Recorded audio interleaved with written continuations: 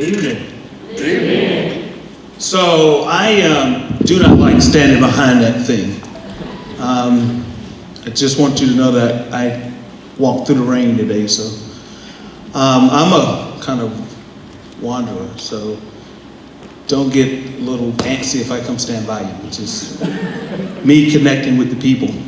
James, thank you. And Greensboro Day, thank you for inviting me here to talk about the SAT. Right now, many people are asking me to talk about the redesigned SAT, but it's just college people. So anytime I get an opportunity to be in front of parents and students, I get really excited because typically I'm in a boardroom and there's like 25 people around the table and it's really stuffy, and so we can't really relax. So hopefully this will be a conversation tonight, okay? So why are we changing the SAT? If nothing's wrong with it, then why change it? Well, we do think that there's something wrong with the test. So, I've been giving this presentation now for over 13, 14 months now. These are questions that people have asked me over and over and over and over again. So, I've listed the questions, so if you had that as a question, then you should strike it off because I'm going to talk about all of these questions tonight. Some of them will be 5 seconds, the other will be 2 hours. So, I'm joking. I had one mother say, I'm cooking. Why change the SAT?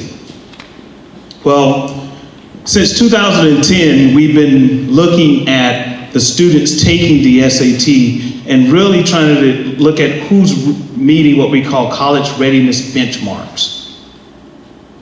College readiness benchmark. Who knows the College Board's SAT benchmark number? That would be important to know, right? So 43% of the students, all students that took the SAT are meeting what we call college readiness benchmark, and that's 1550 on the current exam. 1550 on the current exam. So essentially your student will be somewhere in the neighborhood of around 500, just over 500 in each section of the exam. So that number, 43%, and then you talking about another 57% that did not meet benchmark in all three areas, that represents about 2.4 million students last year who took the SAT. Now you understand the gravity of what we're talking about.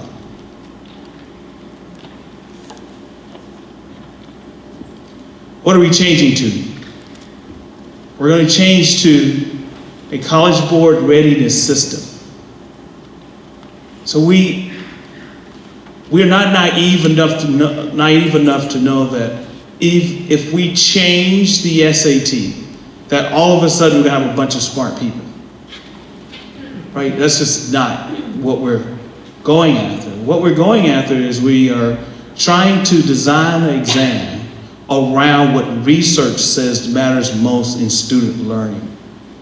But we also want to provide support systems for all students that are trying to get to college. Some students don't have the college counselors to really help them through the process. Some students don't have the curriculum needed to be really prepared. Some students just need some additional support outside of the classroom. And is it right for those that can't afford it to get test prep? Or is it right for just only students that can afford the extra help? Or should we be looking for avenues where we can provide service for all students for learning? This is what this readiness system is all about. We just don't want students to have the 1550. We want you to be able to connect what you learn into classroom to real practice. So, the current SAT is miles wide, right? And it's about 1 inch deep. So it's almost like, how do you really prepare for the SAT when I don't know what's going to be on the thing, right? You can you can do like my mother did, and she went to Walden's bookstore and she bought this big, thick book and came home and said, "Get ready for the SAT." And I had 2 weeks before the exam. I was like, this is a lot of reading. Well, I'm not sure how much I was really prepared for the SAT for that reason. So we're going to focus in some key areas. We're going to tighten the SAT up, and we're going to focus on the things that really matter most about student learning. We have used K-12 and higher ed faculty members to help us understand. So it's not about, we're not saying that we're experts in teaching. We know nothing about teaching. We know something about assessment. We know that assessment is telling us something. Then we go to the experts. We go to the teachers. We go to college faculty members around the nation, talking to them about what really matters most. What would you like for students to be able to do when they reach your college campus? A suite of assessments. So we will have the PSAT 8-9. How many of you have heard of that before? Good, because that's brand new. PSAT 10, PSAT MNSQT, and then the SAT. All of them will be aligned with an empirical backbone that will connect all of the exams together. So right now, we have a connection with PSAT, but not necessarily a connection all the way through to a current exam that we offer called ReadyStep. So we do have an exam for 8-9, it's called ReadyStep. ReadyStep is not totally aligned with the SAT. So we went from the SAT and moved backwards. We would use PSAT 9 not more for guidance for high schools, having a better understanding of what students are able to do when they're going into high school. So we really don't want students to prepare or prep for SAT 8-9.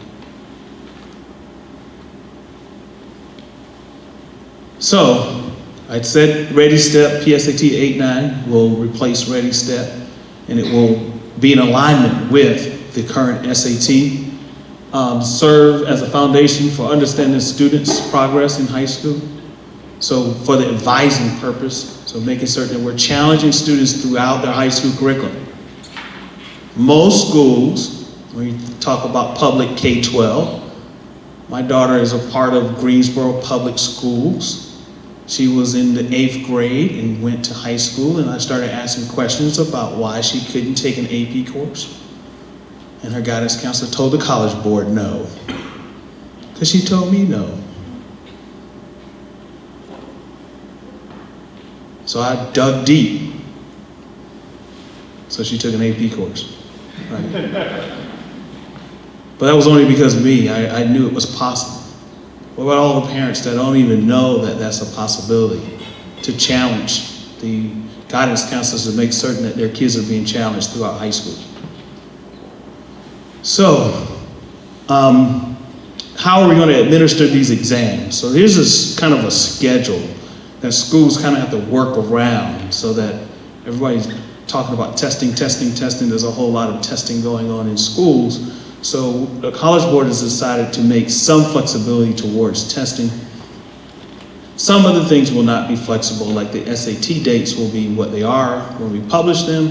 However, the PSAT 10 will give some flexibility. You'll see a range of dates around the PSAT 10, so that will give some flexibility for schools. Okay, and then the MNSQT, because we still have the partnership with National Merit, it will remain in the fall of the year, and it will not have the flexibility as PSAT 10. The only exam, PSAT, that will qualify students for National Merit will be PSAT MNSQT. So it's the PSAT that you are normally thinking about when you think about PSAT. So, grade appropriation. So you start looking at this right here. I want you to understand that the simplest forms across the exam is across the top, and then it gets more complex as we go down the chart.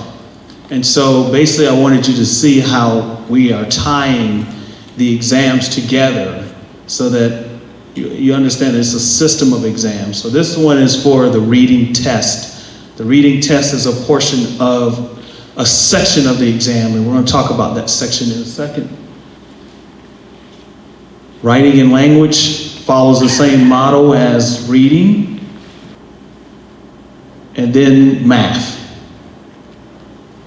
So there's some real changes in math also. We'll talk about those real changes. Most of you have heard a lot about our writing section of the exam changing, but there are a lot of changes. So we're going to get to the changes now. First of all, the current SAT has a section called critical reading, right? Critical reading, mathematics, and writing are the three mandatory sections of the exam. The maximum score that you can get on the SAT is a 2400 if you score 800 in each of the current sections of the exam. The change. This is where you should be making notes, right? Evidence-based reading and writing is a mandatory section. Math is a mandatory section. What will be optional will be the essay. I'm quizzing everybody on the way out. What will be optional? Right. The current writing section of the exam has 48 test items. And those 48 test items moved over here and marched across the exam and went to critical reading and now evidence-based reading and writing section of the exam. But there's more to evidence-based reading and writing to the exam. Because if we were not going to really change it, then we could go back to when I took the SAT, it was called verbal. Yep, you my age, I see her shaking her head.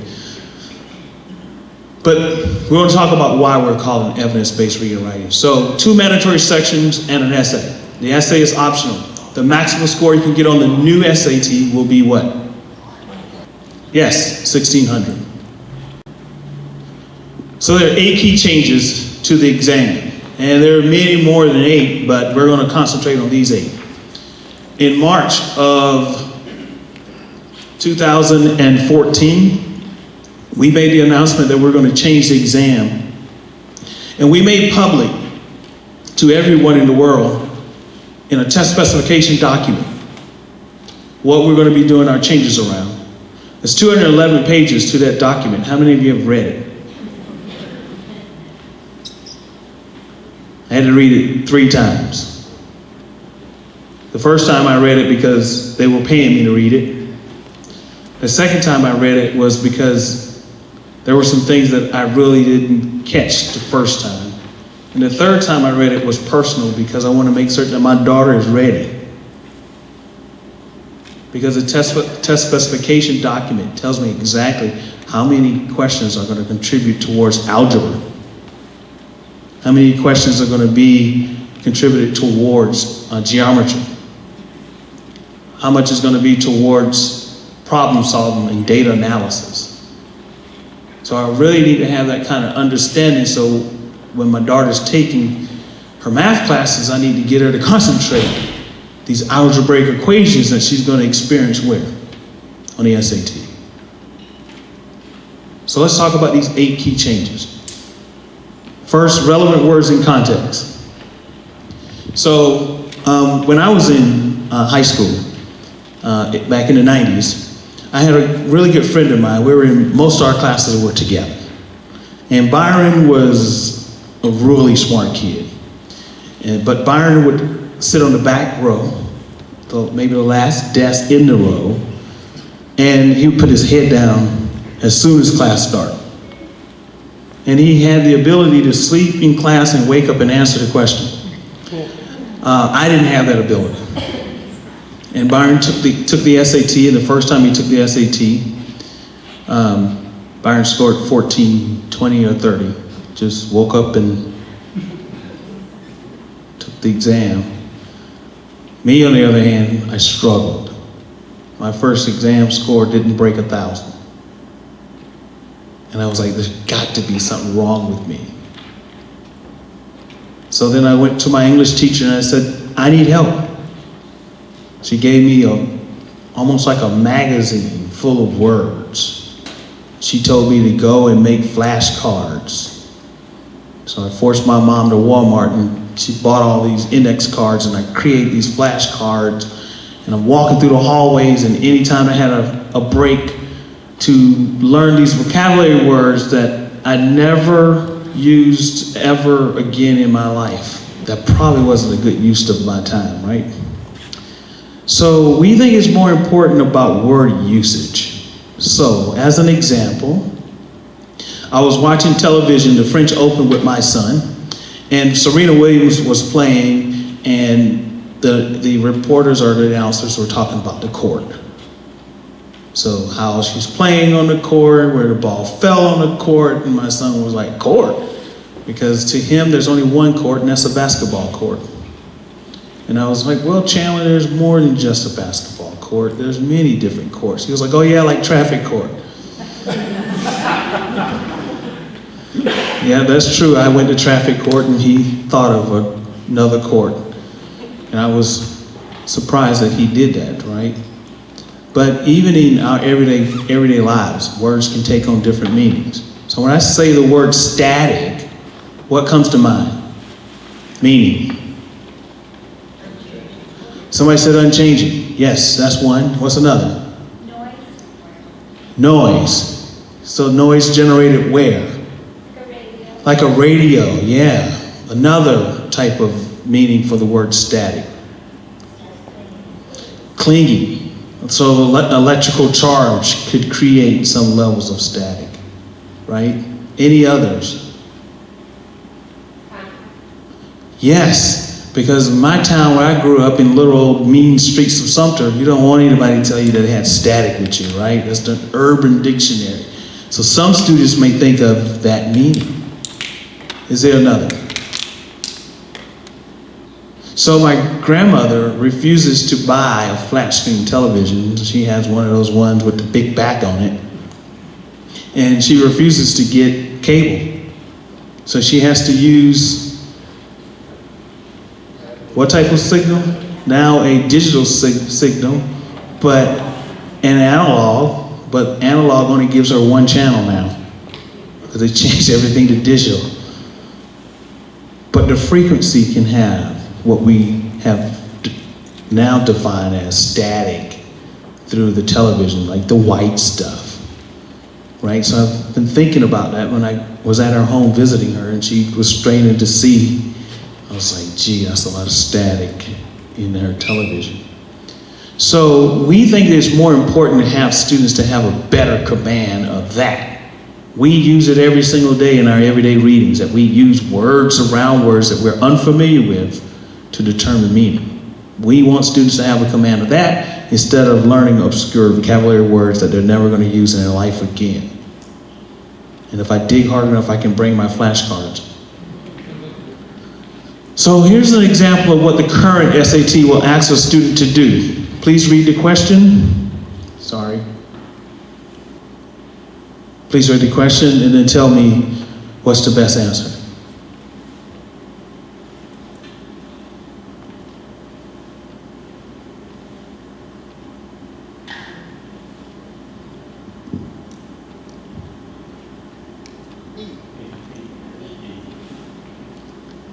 Some people said B. Events are boring and only. Outcome of the game will be questionable. The best pairing will be E. Here's what we're going to ask students to do in the redesign. Did it change? I'm sorry for the text, but I had to get it all on there.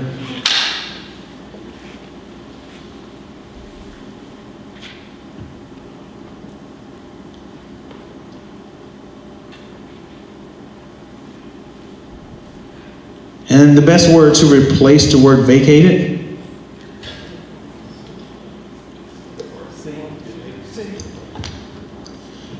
Yes, departed. Departed would be the best replacement.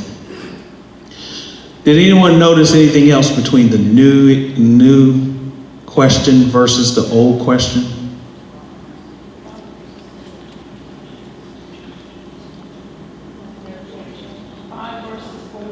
Yes, great observation. The current exam will give 5 possible answers. The new will offer 4. Command of evidence. How do you know what you know? I used to work in the admissions office and send out the letters saying, congratulations, you've been admitted. And I think that's when students would stop reading. Because then they would call me and say, what do I do next? I'll say, read paragraph 3. How do we plan to judge that on the SAT? The current SAT asks students to do this. So basically, we would need you to revise this to come up with the better answer, right? And then the redesign would actually do this. We are providing students with text and a graph, and they have to use both to come up with the answer.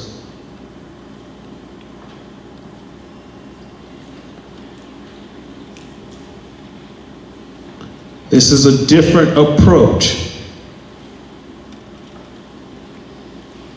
I will tell you that these are some of the easiest questions on the exam.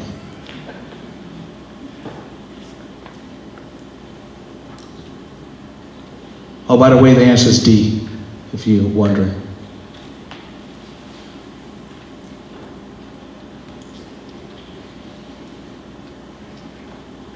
Math is going to focus on 3 key areas. And when I saw this, I paused for a second because I thought about this course that I took in the 10th grade that it was so important for me to be a part of. What course was that? Geometry is not focus, one of the 3 areas of focus. 35% of this test will be algebra. Go read the test specification document. You'll see that. Problem solving and data analysis, and then the passport to advanced math. There will be some geometry on the exam. It will be a total of 2 to 3 questions that are geometry. Now, as parents, I want you to think about the first time your kid took Algebra 1. My kid took it in 8th grade. So the summer of 8th grade, she went to algebra camp. Last year, she took the equivalent to geometry. This summer, she was where? Algebra camp. She's taking Algebra 2 now. It would move her closer to the time when she's taking the exam. She's in 10th grade now. Retooling will be necessary because so much of the exam will be algebra.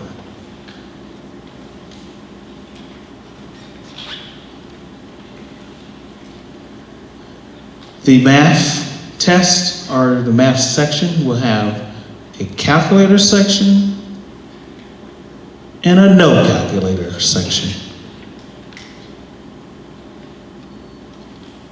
Anybody have any qualms with that?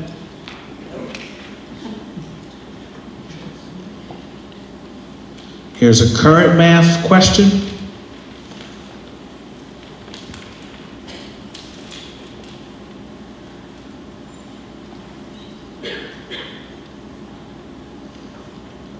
Here's a new math question.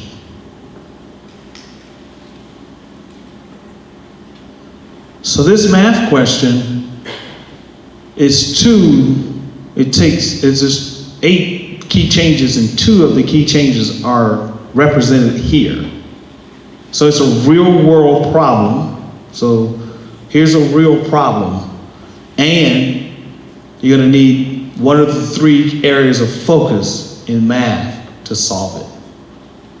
And I thought about this one night when Brian Williams was giving a report, and at the end of this nightly newscast, this was a long time ago because he's not even on there anymore, but this was in the spring, it was breaking news. the giraffe population had to put it on protected species list. My daughter, in her next life, thinks she's going to be a veterinarian, right? So she's watching this with me, and I'm like, Sade. So they said there's only 180,000 giraffe in the wild. No, I'm sorry, there's 80,000 giraffe in the wild. And of the 80,000 giraffe in the wild, because there's only 80 in the wild, they're going to have to put it on the protected species list. And Brian Williams said it would have to remain there until the population doubles. My question to her was, how long will the giraffe population have to remain on the protected species list before they remove it? Is that not a real world problem? So then she went to Wikipedia, because Wikipedia is always right. There was a few things she needed to know. Of the 80,000 giraffe in the wild, approximately how many were female? How long does it take to birth a giraffe? Oh, only a mere 463 days. Longer than a year. How many offsprings do a female giraffe normally give off?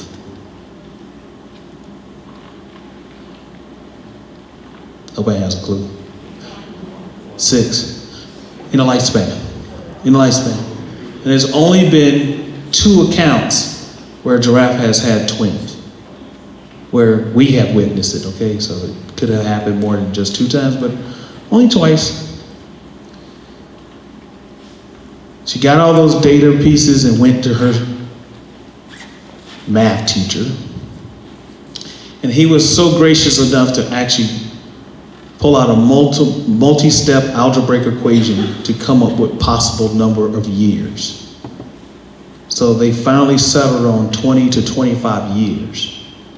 That if nothing had a catalyst towards a death rate, that naturally they could respond, they could rebound in about 20 to 25 years if we just protected them. All of a sudden, math was real. Like, it wasn't just numbers. It was like, oh my God, I really could use this for something in real life.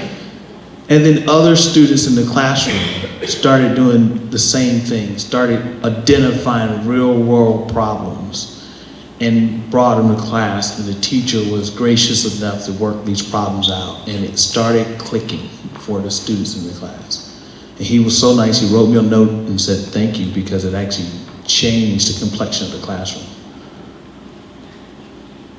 We want students to be able to do that. We don't want them just to be able to solve an algebraic equation because we put it in front of them. It has to begin to have some levels of meaning.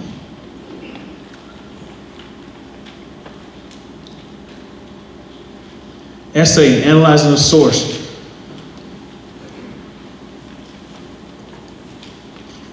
I should be ashamed to admit this, but the first time I really analyzed a source, an essay, was in college. I wrote essays, I wrote in high school, but not at the level that Dr. Resloff required me to do at Voorhees. He was my religion teacher. He came to the classroom, he gave me this scholarly article, and it was 4 pages long. I was like, of course I can take a stance on a 4-page article.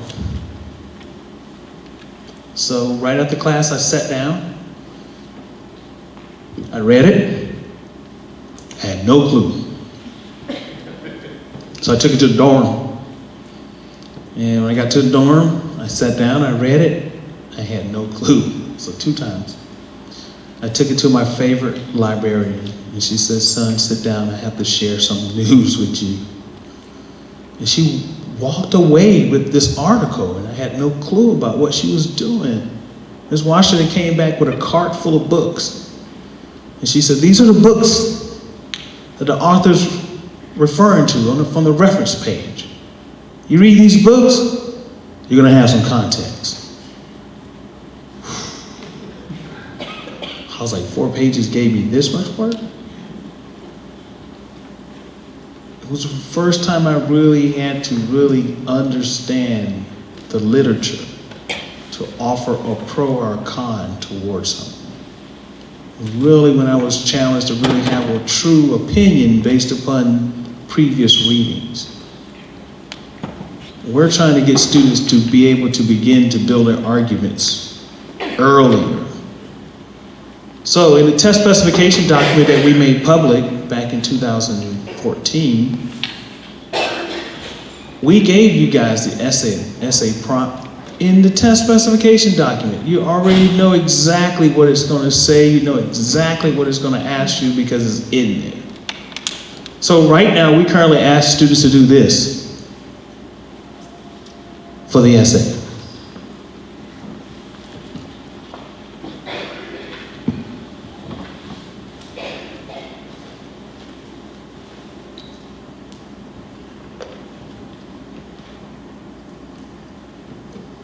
All right, here's what we're going to ask you to do in the redesign.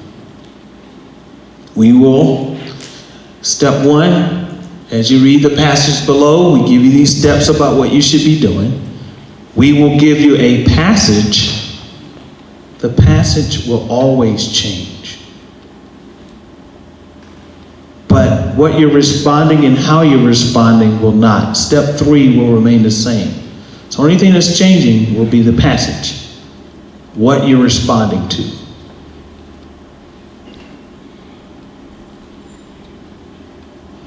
I can see teachers beginning to use this now in teaching students how to build the simplest arguments in the 9th grade, and then becoming more complex throughout high school. So by the time you get to the SAT, you're going to have several different ways to build your argument because you've had practice doing it.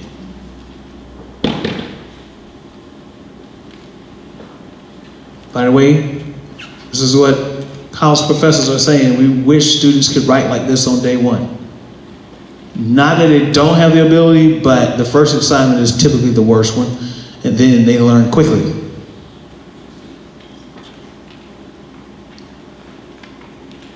Problems grounded in real world context, we kind of talked about that. We will stop making up stories. We'll find real world problems out of newspaper, out of magazines, out of whatever, but they'll be real. It could be about the traffic flow and traffic congestion in DC.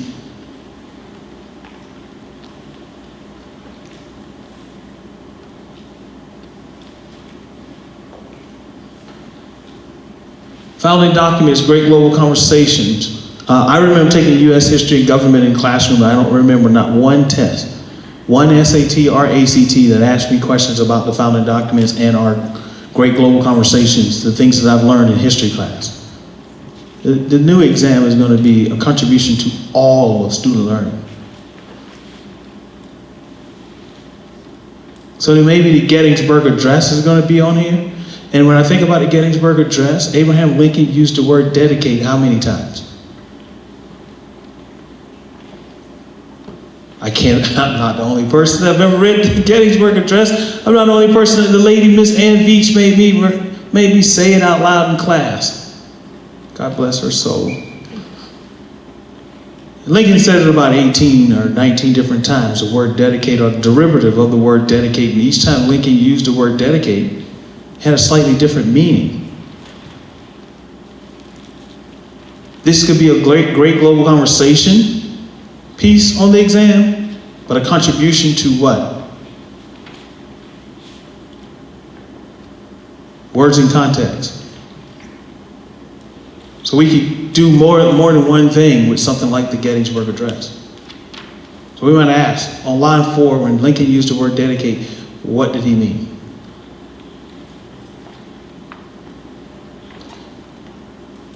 No penalty for wrong answers. Here's when I clapped when I was amongst my colleagues, and everybody kind of looked at me like I was strange.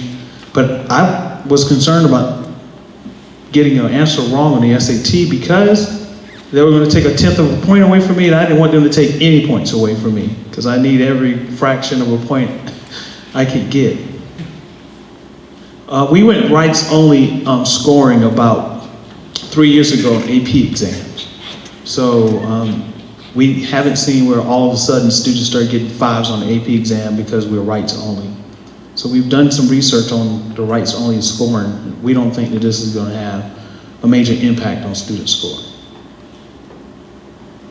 Khan Academy. I also got real excited about this because I told you about my mother buying that book from Walden's bookstore, and I had no clue about how to use it because she didn't pay extra to get the results back. So all I had was a book. So no guidance on how to use it. And she always got on me because she paid $39 for that book, and I wasn't using it, right? So we're moving away from that type of environment as it relates to test prep. We're actually, Khan Academy, Sal Khan, he is an expert, and his folks with Khan Academy around instruction. We recognize that. We also recognize that Khan has done this and has done it for free. And what we want to do is we want to provide free test prep for the world through Khan Academy. So students will be able to do this. They'll be able to create, anybody named Jesse in here? Okay. Jesse is a student who's taking the SAT and are preparing to take the SAT. Jesse can go to collegeboard.org and create a College Board account. Within his College Board account, there is information about the Khan Academy, preparing to take the SAT. Jesse will create an account, and we currently have 4 short diagnostic exams in the Khan Academy. It should take a student about 45 minutes to do each. That's just to get you set up so Khan can have some data on where you are as a learner. We have 4 practice exams ready for students to take a practice exam. You see the bubble sheet at number 3. You can print that bubble sheet. You can print the sample exam. You can take it at your kitchen table.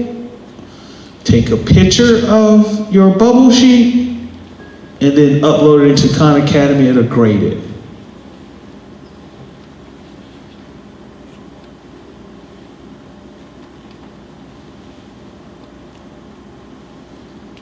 This is when I thought it would be a thunderous applause, but I got nothing. I begged for it. We have, the College Board, we have spent millions with the development of this type of technology and software. Students will not only be able to do this on a computer and scan, they can do it with their mobile devices, whether it's iPad or some other type of tablet. They can even do it with their cell phone. We've made this thing mobile friendly also for students. So we're trying to reach students in every background or demographic that we can. And we've done a lot of studying on students and their ability to be able to connect to the rest of the world. So this is some personalized stuff because each time the student will sit for a College Board exam, student sit for a PSAT, the student can say, send my scores to Khan Academy. And every time they send information to Khan Academy, it re-customizes. So Johnny will not have the same platform as Linda.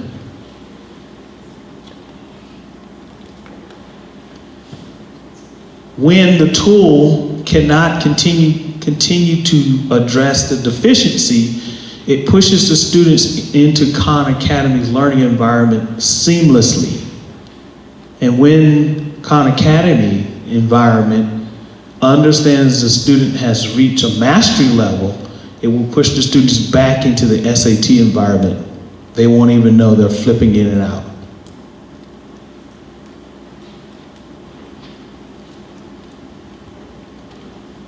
This is for free, no upselling. So I was doing a presentation and a parent was asking me, if I want to pay for it, then pay for it. You can pay for test prep all you want. The people don't have the information that we have on the redesign. And we're not charging for the redesign. I've had Peterson in my presentation. I've had Kaplan in my presentation. So I know they don't know because they're coming to my presentation to find out more information.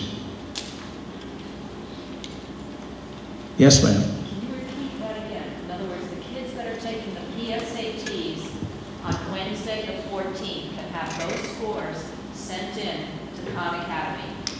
It's ready. We open it in June. So we're ready, waiting for students to take the exam. On the first day that we opened it, we had 70,000 students registered on Khan Academy. We're currently over 700,000.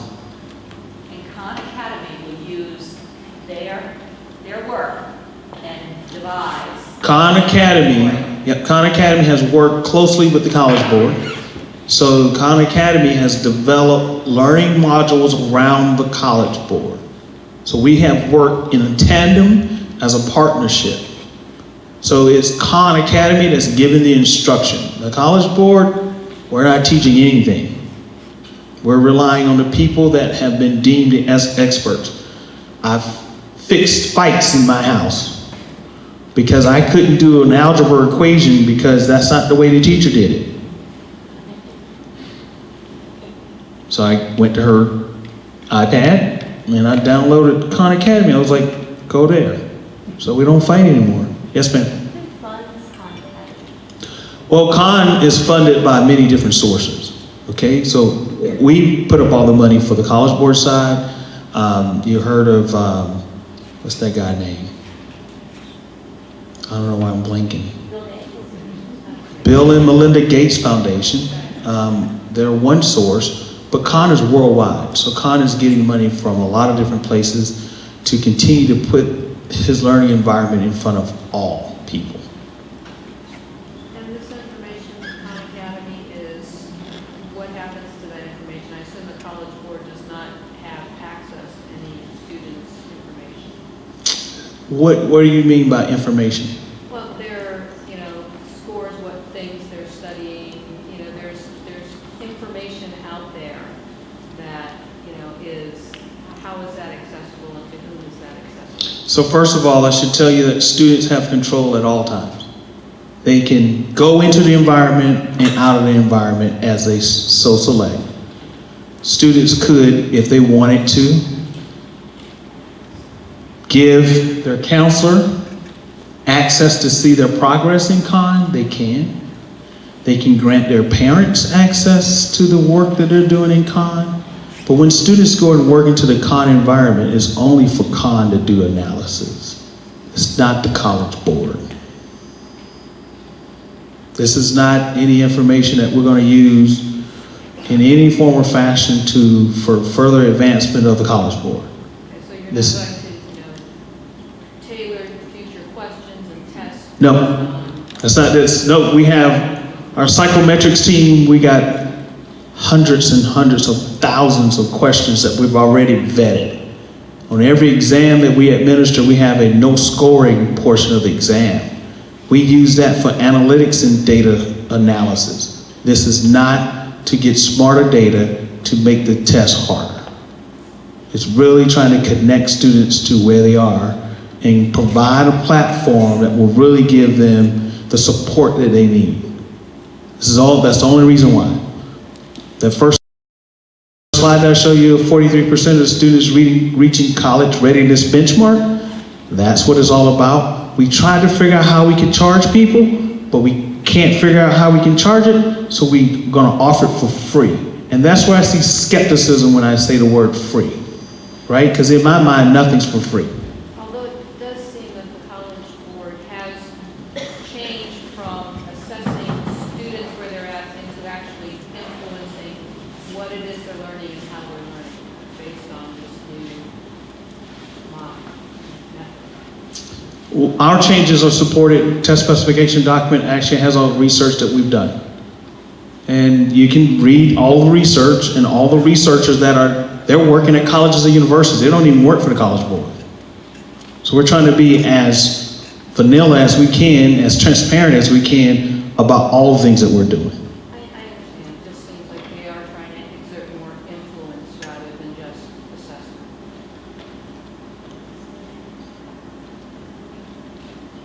I have no answer for that. So would you advise us to have our students register with Khan Academy before the October 14th say that we can send them straight, the PSAT results straight to them. There'll be a way for them to connect it? Yes. So even when they create an account, so they can create it now, they don't have to. They can wait until after the test to create their account. But there is a way to identify the two. The College Board account will have all of their test scores in it.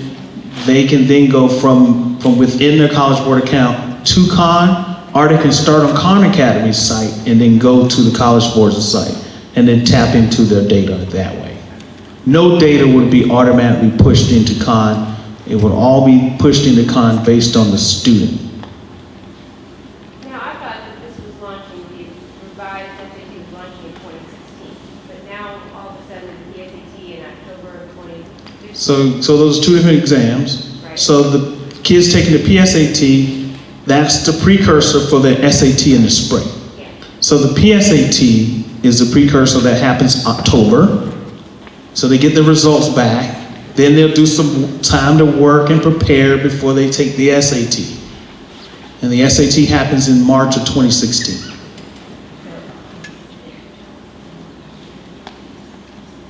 Yes, sir. Is the PSAT that the kids are going to be taking in October the same or different from the PSAT that kids last year took? The PSAT that's going to be administered in October is a redesign.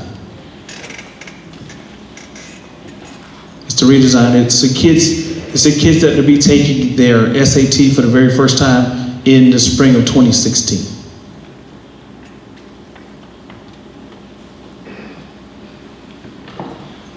This is some timeline stuff as it relates to Khan Academy. Just to be clear then, all of the changes that you talked about, the SAT will be reflected in the October PSAT, Correct. the same 8 changes. 8 key changes, yes. Great, Because there are many more than 8. I have to say the word key. got it. Yes, ma'am.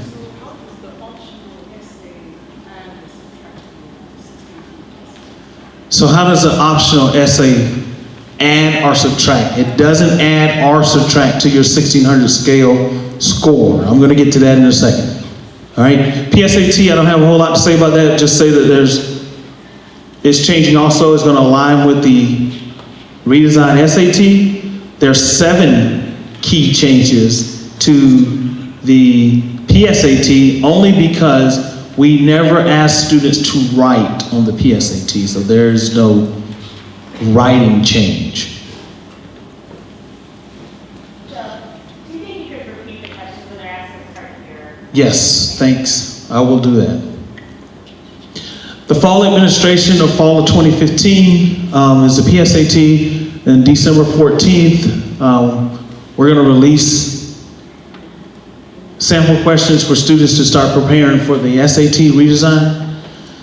And then March 2015. So the 15 date is aligned with when students will start getting their PSAT scores back. So when you get your scores back, we're going to release sample questions and sample exams for the redesigned SAT. Does that make sense? Scores, so what are we going to be judging now? For the current exam, you get 3 scores. You get a critical reading score, you get a math score, and you get a writing score, and you take those scores and you do what? Add them up. And then what does that tell you?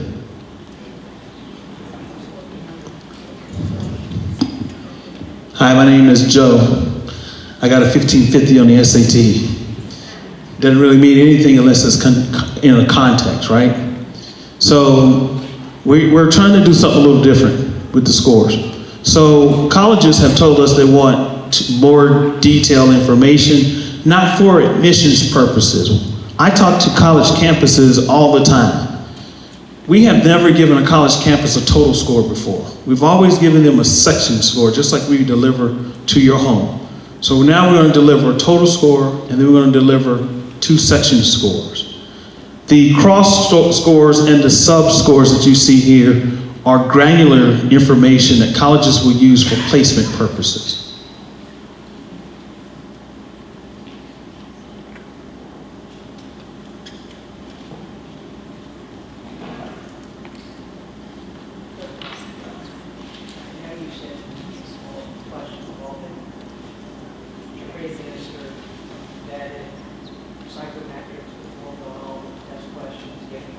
materials concerning great questions, more questions.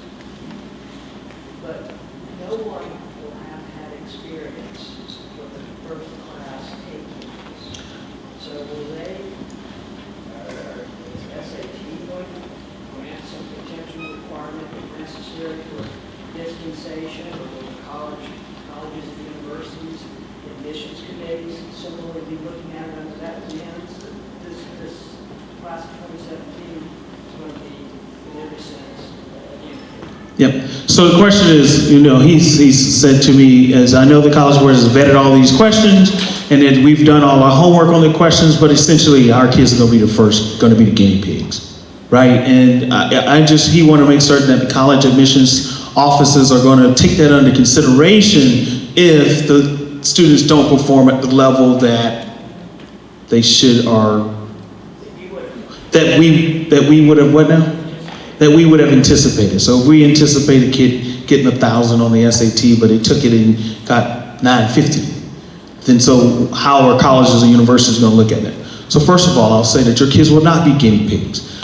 In the fall of this past year, we administered the redesigned SAT to college freshmen on 15 college campuses across the nation. So we have a clue. I just can't share that clue with you because we're doing our homework, because we don't want to risk your kids being a guinea pig. So we have research with a full-fledged exam with students, and we've compared their scores from the current test with the redesign. So how do we get college students to wake up on Saturday morning and invest 3 hours with us? We pay them. It is. Well, no, they're not 2 years older. Some of them took it within their senior year. So we did a variety of schools. Highly selective schools, yes, 2 years.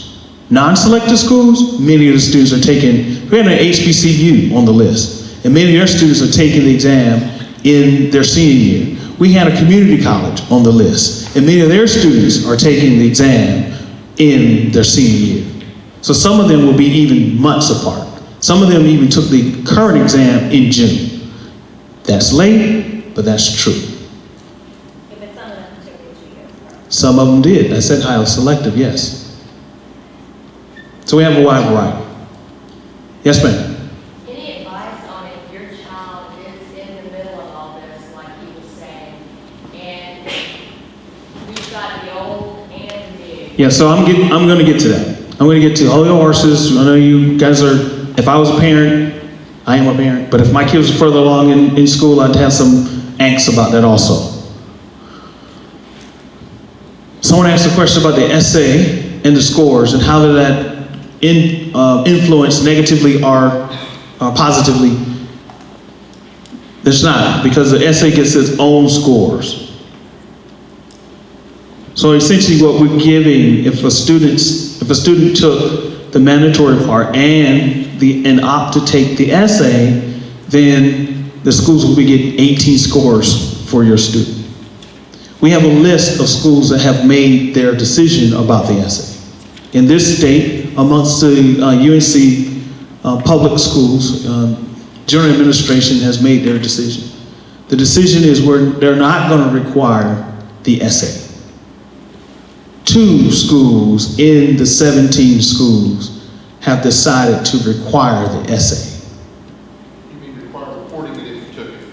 Yes, they're going to require students to take it. 2 schools in the UNC system, they're requiring students to submit an essay. And we have a list on our website. The 2 schools that have required the essay, do y'all know? Wrong. I knew it. Wrong. Don't say no more, because I don't want people to get confused. Because now we're guessing.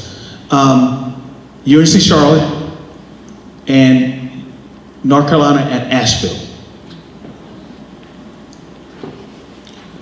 University of North Carolina, Charlotte, University of North Carolina, Asheville are the 2 publics in this state that's going to require it. There are some privates that haven't told us yet about their decisions. And we're thinking it's a wait and see what my peers are going to do. type deal with the privates, so they're not making a decision yet. Here's what's going to come to your home.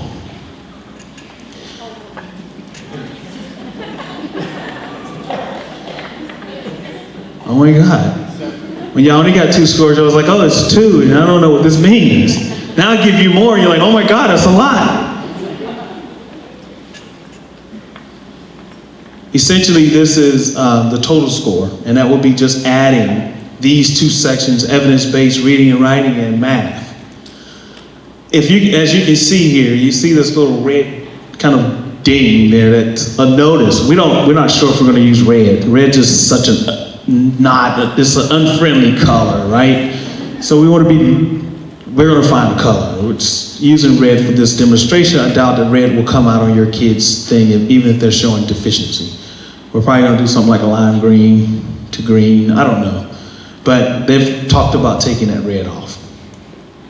Basically, what that's saying to the student is that there's a level of deficiency there, right? And then we're going to attempt to tell the student where in the math section that their weakest parts, or their weakest points, so that it drives them to do what? It's driving them to Khan Academy for a purpose. It's driving them to extra tutorial for a purpose.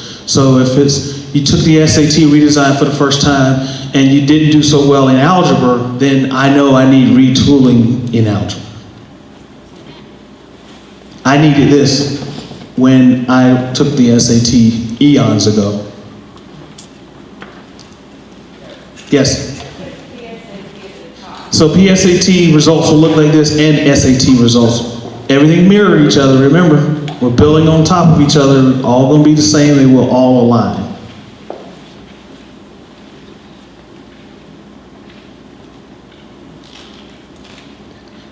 Yes, ma'am. If you made a 1200 on your PSAT, should you expect that you might also make that vicinity on your SAT, or is there The question is, if you made a 1200 on your SAT, on your PSAT, does that mean that you're in alignment with 1200 on the SAT? Absolutely. Absolutely. The max that a student can make on the PSAT, oh, by the way, is going to be somewhere around 1550. So they can't make a 1600 because we don't give them the upper level questions on the PSAT. That's reserved for the SAT.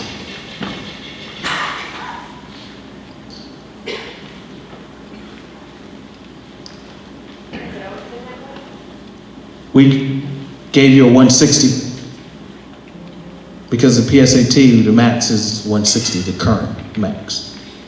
Yeah, and you'd add a 0, right? Yes, you'd add a 0. That would be 1600. So we're going to give you this. Have you ever seen one of these before? As a result of your SAT? We're going to give you an actual answer sheet. And I was real excited about this when I saw this, but we're not going to give you the question. That's when I got disappointed. I was like, oh man. But we will let students see their bubble sheet. We'll send it home. This is not an extra cost. And you get to see exactly which questions you got wrong or right on the exam. How would that help if you don't have the questions? It's not really going to help, but it's going to, we're being a little more transparent, right? So instead of just giving you a score, we want you to actually see your score sheet. So someone asked a question, go back to this gentleman. Sorry, your name? James. All right, James. So my kid has a James and Martha Ann. All right. So James and Martha Ann asked questions I can tie into this right here, okay? James said, what if my kid takes an SAT and the scores is not what the College Board expect for them to be? They're actually lower. Because no one's going to really complain about a higher score, right? It's only the low ones. And then Martha Ann, your question was? If your child is in the middle of the old. Okay, yes. Now your child is right in the middle between old and new, and they got an old test and a new test. So we're going to provide a concordance table to colleges and universities. So colleges and universities will be able to take the old test that your kid had and concord it to the new score. Or colleges could get a new score and they concord it back to the old score. So they will have a tool to help them understand which tests best represent your kid in the college admissions process. And I have sat with vice presidents, leaders of enrollments on college campuses, and they have told me, we're going to use a score that best represents the student in the admissions process. Whether that's a SAT old, SAT new, or ACT. Oh no, that's a cardinal sin. You can combine like exams. So if there are two old exams, you can superscore them. And then if the student has two redesigns, you can superscore within the redesigns, but not from redesign to old or from old to redesign. That's a cardinal sin, and we've spent the last 14 months educating colleges and universities on why that's wrong. Because some colleges and universities have where, based upon the student score, for example, 600 or higher, in a certain area may eclipse a student out of a beginning course on a college campus. We don't want your student to have a misrepresentation in score and ends up in the second level course when they're not ready for it. Because the two exams are so different. Does that make sense?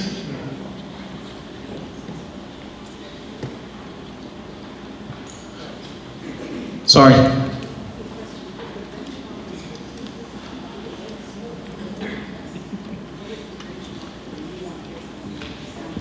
Yeah, so her question is, if the benchmark for the old test was 1550, then what is the benchmark for the new examination? We don't know the benchmark yet. We're going to have to do a national validity study to get to that.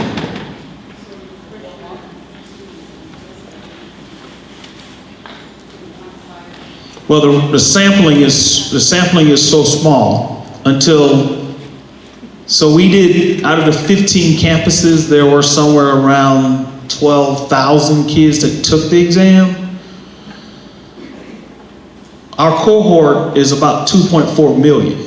So we don't want to make any immediate assumptions on just a sample of 1,200. But what we've learned is we've learned where we need to tweak and where we need to leave it alone. Okay? Yes, sir. I'm a little confused about the essay. It sounds like I realize it's optional. Really, it's only if the school is like 1 out of 10 requires it. That's the only time you're going to take this. But, and so that's why it's optional. Is that correct?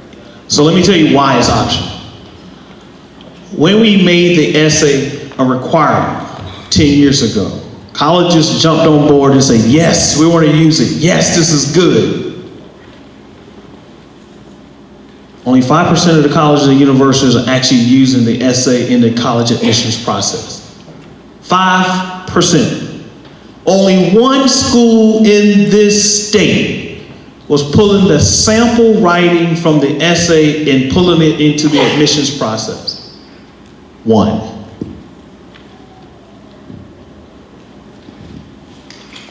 So we had to ask a fundamental question to the College Board. Should we keep requiring students to have a mandatory writing section when schools are not using it? Because now if the student take the SAT and they do not take the optional essay, it's going to cost less.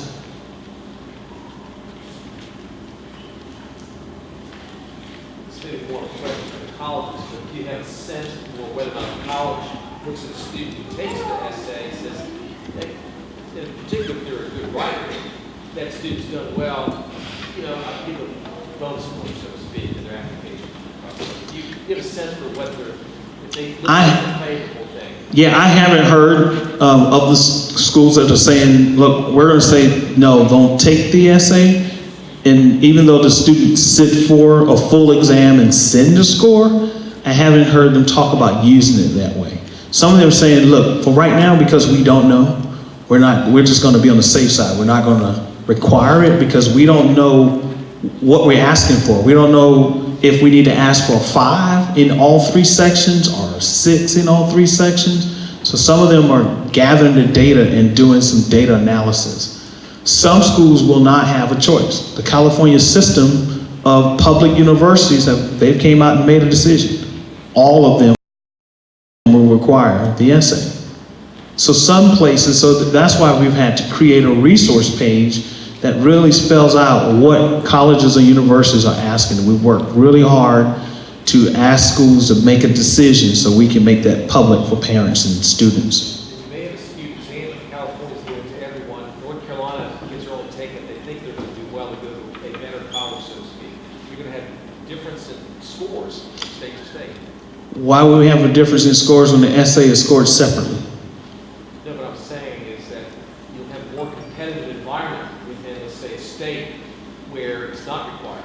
Because the kids that will take it will probably be better writers to prove themselves, to prove something, as opposed to requiring everyone in another state.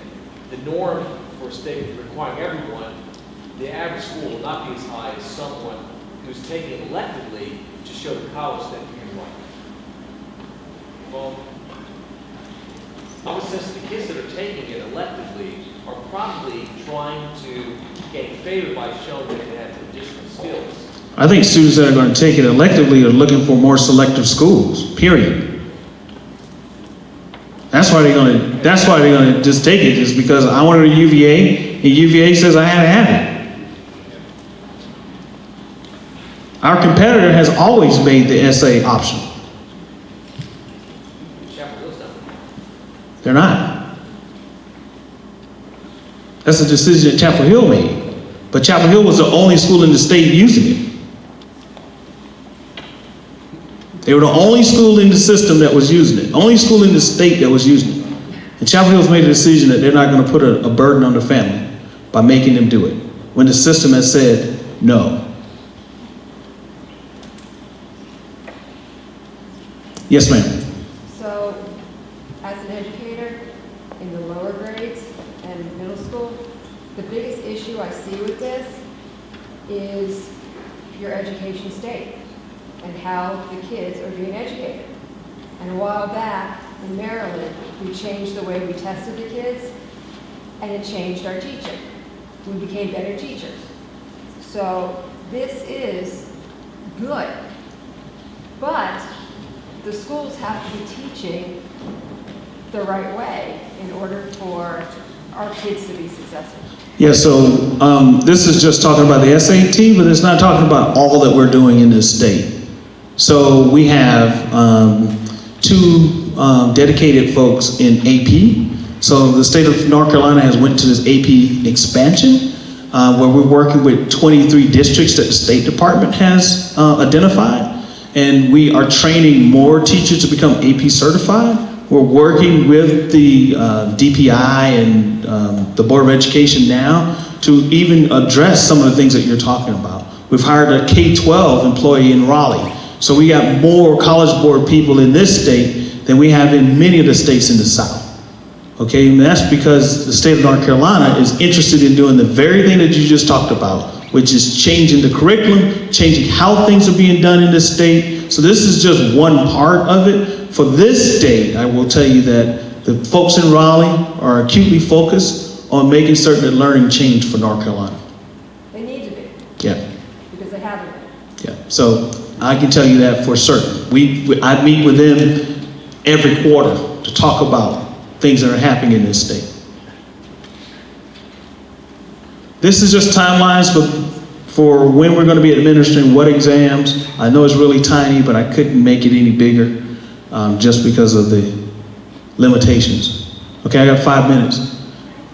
Before you move on to the next slide, so for the class of 2017, you are not recommending that they take the current SAT?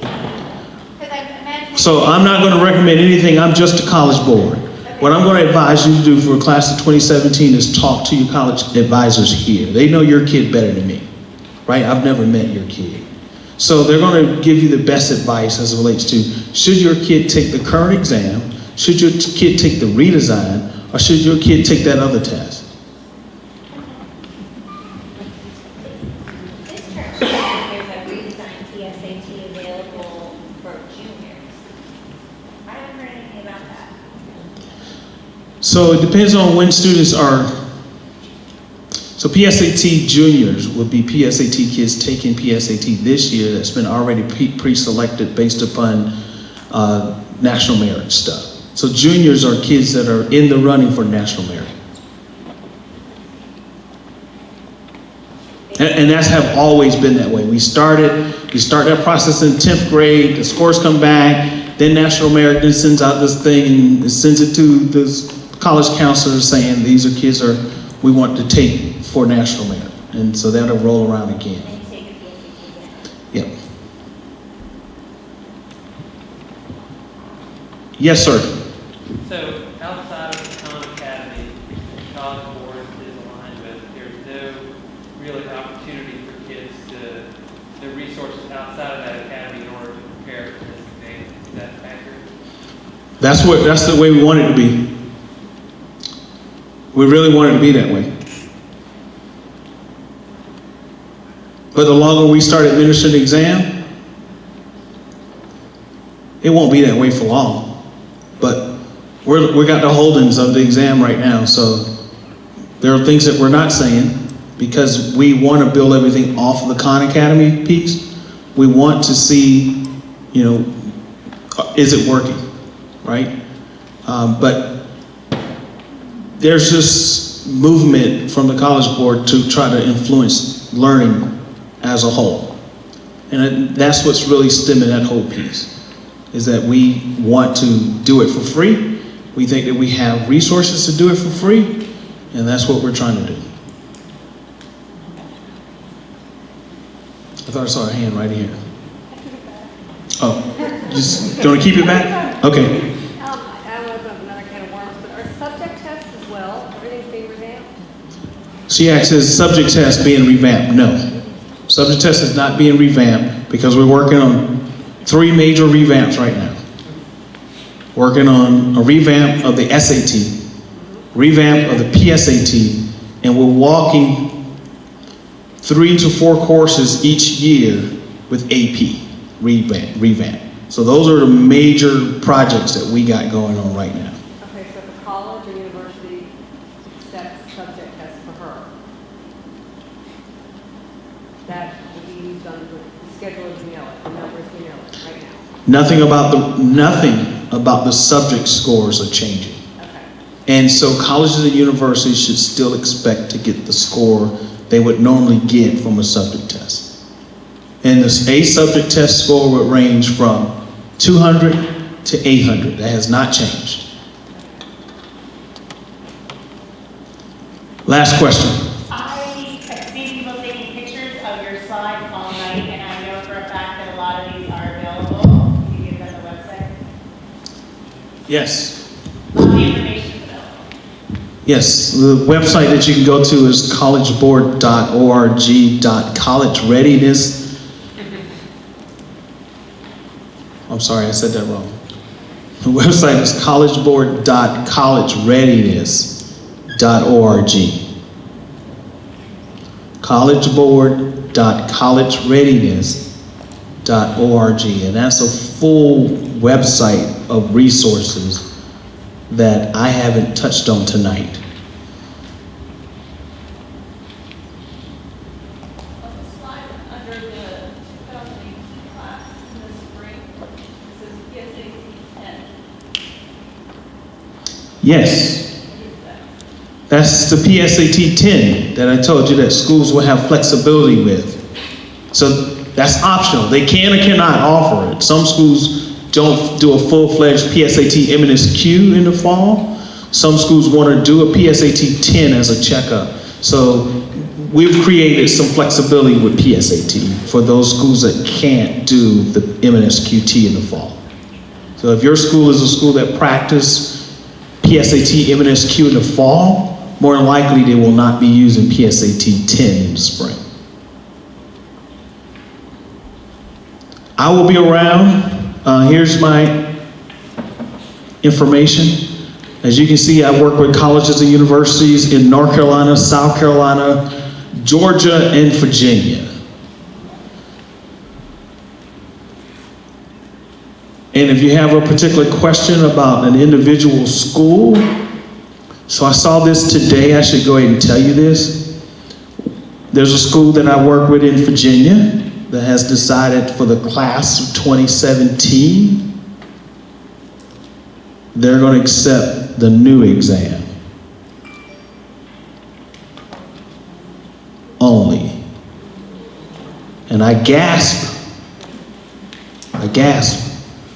It's going to be Virginia Tech.